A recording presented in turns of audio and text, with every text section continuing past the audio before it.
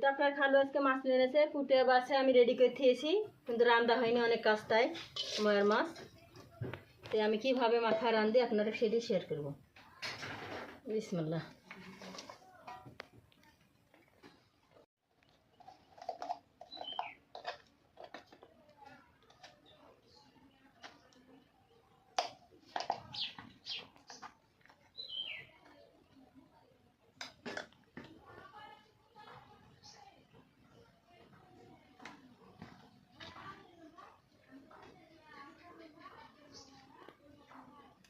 সব মশলাটা শেষ, আমি এখন মাখাবো।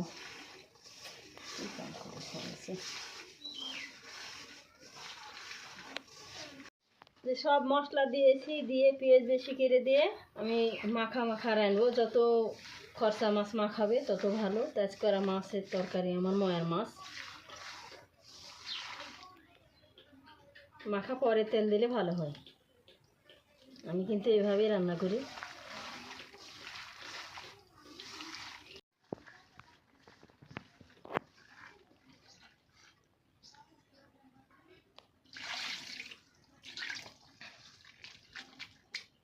তো আমার মাখাই নেওয়া শেষ, সব মশলা দিয়ে মাখাচ্ছি আমার ময়ের মাছ।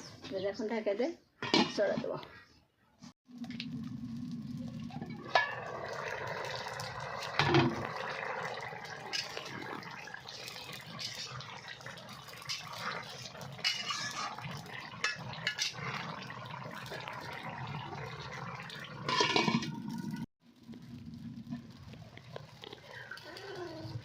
সেই সুন্দর কালার হয়েছে।